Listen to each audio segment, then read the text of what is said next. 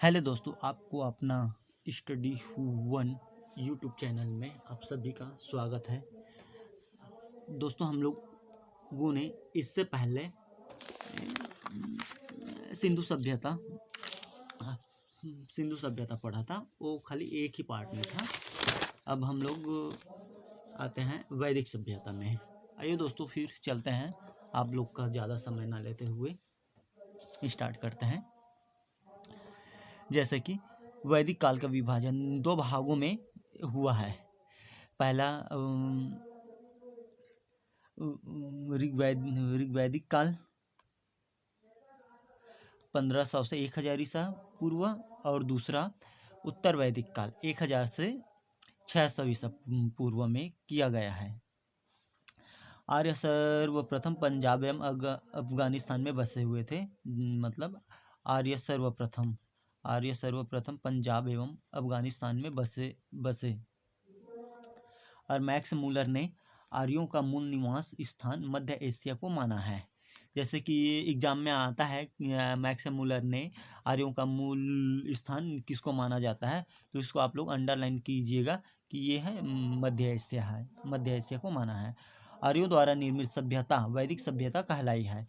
यह एक ग्रामीण सभ्यता थी। आर्यों की भाषा संस्कृत थी। ये दोस्तों, ये वेरी इंपॉर्टेंट है। जैसे आर्यों की भाषा क्या थी, तो उसमें आपका संस्कृत आ जाएगा, लिपि आ जाएगा, फारसी आ जाएगा। तो आप लोग इसको ध्यान दीजिएगा कि इसके लिए आप लोग अंडरलाइन कीजिएगा कि आर्यों की भाषा संस्कृत थी। और ये नोट कीजिएगा, ये वाला आर्य शब्द भाषा समूह को इंगित करता है। और आर्यों के प्रशासनिक इकाई आरोही क्रम से इन पांच भागों में बटा था। कुल, ग्राम, विस, जन, राष्ट्र। ग्राम की मुखिया ग्रामीणी, विस का प्रधान विस्पति एवं जन के शासक राजन कहलाते थे। राज्याधिकारियों में पुरोहित एवं सेनानी प्रमुख थे।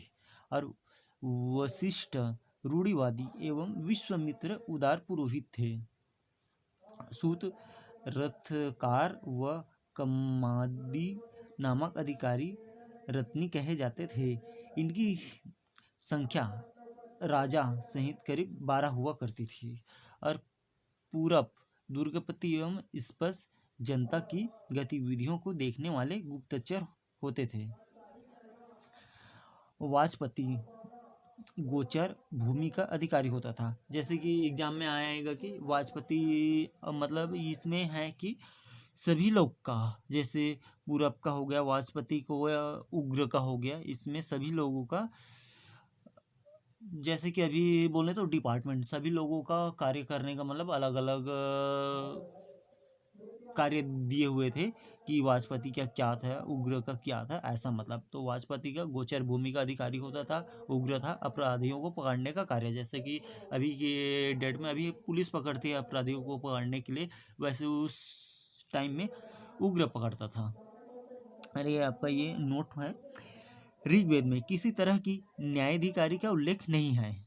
मतलब ये नोट पॉइंट है, ये इसको देख लीजिएगा। ये ऋग्वेद में किसी तरह के न्यायाधिकारी का उल्लेख नहीं है। जैसे कि एग्जाम में आ जाएगा कि ऐसा कौन सा वेद है जिसमें न्यायाधिकारी का उल्लेख नहीं मिलता है, तो इसको आप लोग ऋग्वेद है, ठीक है। इसको, ये वेरी इंपॉर्टेंट है। ऋग्वेद में नहीं मिलता है।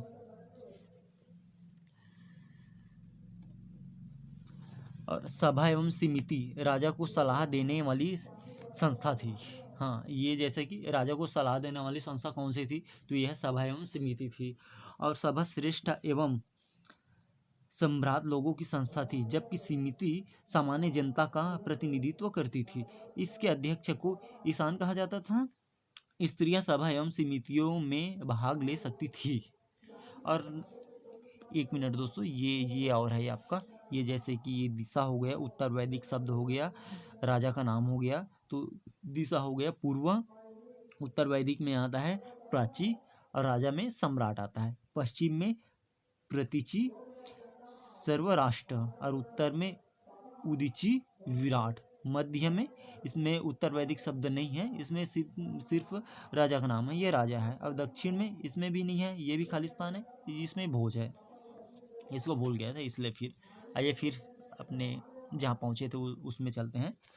इसमें आते युद्ध में कबीले का नेतृत्व राजा करता था। युद्ध में कबीले का नेतृत्व राजा करता था। युद्ध के लिए विशिष्ट शब्द का प्रयोग किया गया है। मतलब देखिए दोस्तों, युद्ध के लिए विशिष्ट, इसको ध्यान में रखिएगा, ये भी एग्जाम में आ सकता है।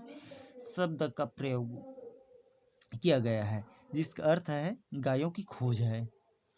अरे 10 राग युद्ध का उल्लेख ऋग्वेद के 7वें मंडल में है।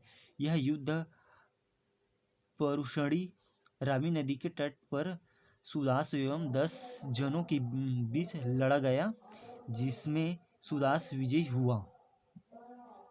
और जिसमें ये भी है जैसे कि उपनिषदों की कुल संख्या है 108 है, आपका महापुराणों की संख्या है 18 है, और वेदांग की संख्या 6 है। ये भी इम्पोर्टेंट है दोस्तों, ये भी इम्पोर्टेंट है, इसको भी देख लीजिएगा। ये आता है एग्जाम में कि उपनिषदों की संख्या कुल कितनी होती है, तो 108 है। तो इसमें आप लोग ऐसा कंफ्यूज मत होइएगा, ये महापुराण हो गया, आपका वेदांग हो गया, इसको देख लीजिएगा एक बार।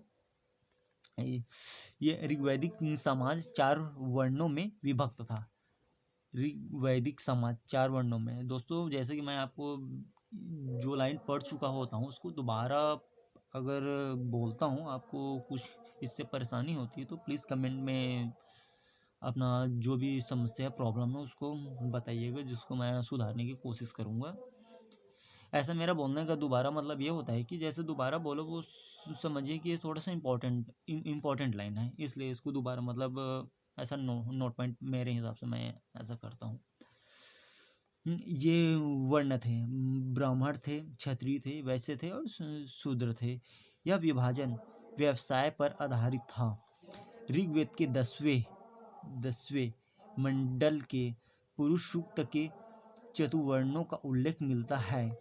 इसमें कहा गया है कि ब्राह्मण परम पुरुष के मुख से, क्षत्रिय उसकी भुजाओं से, और वैश्य उनकी जांघों से, एवं शूद्र उनके पैरों से उत्पन्न हुए हैं। इसमें जैसे हम लोग इतना में ऐसा पढ़ें, इसमें सभी का वर्णन दिया गया है। इस तीनों लाइन में इसमें सभी का, क्षत्रिय का, वैश्य का, शूद्र का, ब्राह्मण का, ये सभी का इसमें वर्णन दिया गया है कि वैश्य का क्या है, शूद्र का क्या है, ब्राह्मण का क्या है। आर्यों का समाज प्रीत प्रधान था। समाज की सबसे छोटी इकाई परिवार या कुल थी जिसका मुख्य पिता होता था। ऐसे भी आज के टाइम में भी जैसे कि परिवार का कुल मतलब मुखिया तो पिता ही होता है हर घर में, अधिकतर नहीं, सभी के घरों में, और जिसे कुलप कहा जाता था। स्त्रियां इस काल में अपने पति के साथ यज्ञ कार्य में भी भाग लेती थी। मतलब वैदिक सभ्यता, मतलब इस काल में स्त्रियां यज्ञ में अपने पति लोग के साथ में भाग लेती थी।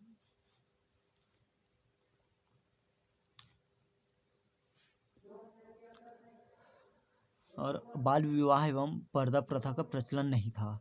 विधवा अपने मृतक पति के छोटे भाई देवर से विवाह कर सकती थी। मतलब वैदिक सभ्यता, इस काल में विधवा जो महिला होती है और जो उसके पति के छोटे भाई होते हैं, उसमें उनके साथ भी विवाह कर सकती थी उस टाइम में। स्त्रियां शिक्षा ग्रहण करती थी। ऋग्वेद में लोपामुद्रा, घोषा, सिक्ता, आपला एवं विश्वास जैसी विदुषी स्त्रियों का वर्णन है। गार्गी ने याज्ञवल्क्य को वाद विवाद की चुनौती दी थी, और जीवन भर अविवाहित रहने वाली महिलाओं को अमाजू कहा जाता था। जैसे आपके एग्जाम में आया कि जीवन भर अविवाहित रहने वाली महिलाओं को क्या कहा जाता है, तो ये आपका हो गया अमाजू कहा जाता था। जीविकापार्जन के लिए वेदांग पढ़ने वाला अध्यापक उपाध्याय कहलाता था। अरे ये आपका है प्रमुख दर्शन एवं उसके प्रवर्तक। तो ये आपको चारवाक हो गया, योग हो गया, पतंजलि हो गया, और सांख्य हो गया, कपिल हो गया, न्याय हो गया, गौतम, पूर्व मीमांस जैमिनी, उत्तर मीमांस बादरायण और वैशेषिक कणाद।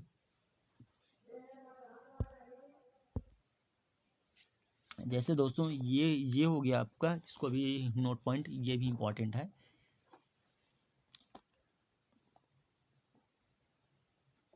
इसको भी आपके पास अगर बुक होगा तो इसको भी पूरा नोट पॉइंट कर लीजिएगा, इम्पोर्टेंट। ऋग्वैदिक कालीन नदियाँ, जैसे ये प्राचीन नाम हो गया, ये आधुनिक नाम हो गया। कुब हो गया, कुर्रम हो गया, कुभा हो गया, काबुल हो गया, वितिस्ता हो गया, झेलम, आसिकनी हो गया, चिनाब, परुषणी हो गया, रावी,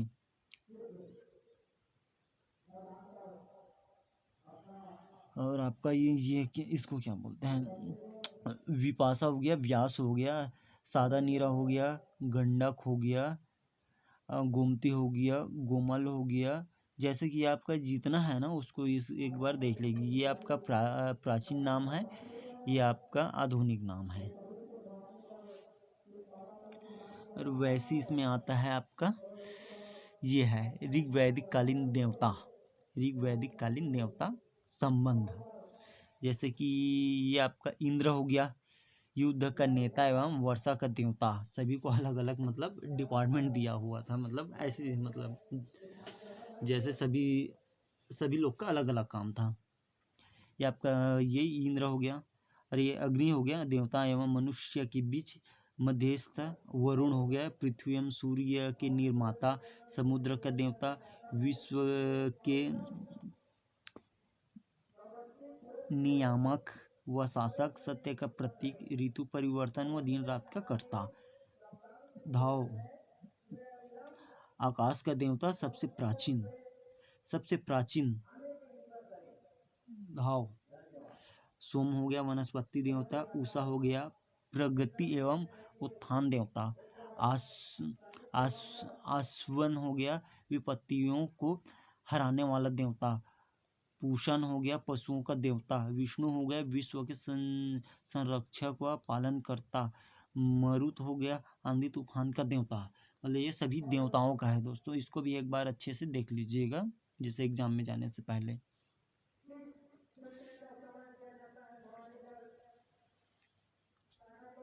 जैसे हम लोग यहाँ से आए थे। आर्यों का मुख्य पेय पदार्थ सोमरस था, इसको भी अंडरलाइन कीजिएगा। आर्यों का मुख्य पेय पदार्थ सोमरस था। यह वनस्पति से बनाया जाता था। आर्य मुख्यतः 3 प्रकार के वस्त्रों का उपयोग करते थे। वास, अधिवास, उष्णी, मतलब उष्णिस। अंदर पहनने वाले कपड़े को निमि कहा जाता था। आर्यों के मनोरंजन के मुख्य साधन थे संगीत थे, रथदौड़ थे, घुड़दौड़ थे एवं धूत क्रीड़ा थी। आर्यों का मुख्य व्यवसाय पशुपालन एवं कृषि था। इसको दोस्तों आर्यों का, इसको अंडरलाइन कीजिएगा। आर्यों का मुख्य व्यवसाय पशुपालन एवं कृषि थी। महर्षि कणाद को भारतीय परमाणुवाद का जनक कहा गया है। गाय को अन्याय न मारे जाने योग्य पशु की श्रेणी में रखा गया था। गाय की हत्या करने वाले या उसे घायल करने वाले के लिए वेदों में मृत्यु दंड अथवा देश से निकालने की व्यवस्था की गई है।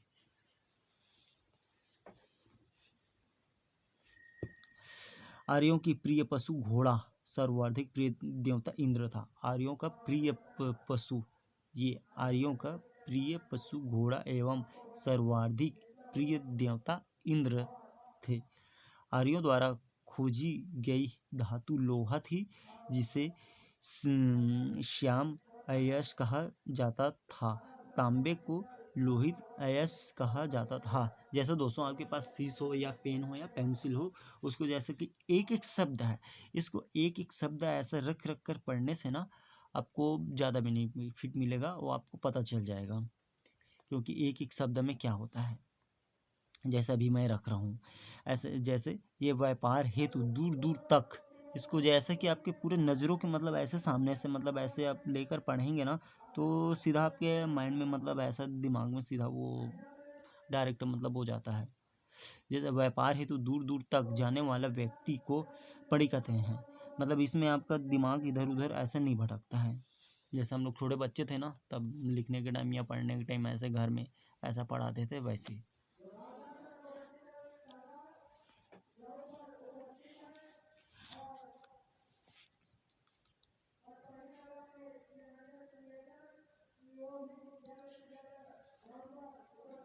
ठीक है दोस्तों, फिर इसके बाद फिर आ जाएगा महाजनपदों का उदय है। इसके फिर नेक्स्ट पार्ट में फिर इसको फिर पढ़ेंगे। फिर उतने तक बने रहिए अपना स्टडी वन यूट्यूब चैनल में। आपको वीडियो अच्छा लगे तो लाइक कीजिए, सब्सक्राइब कीजिए और वीडियो आगे फॉरवर्ड कीजिए। थैंक यू दोस्तों।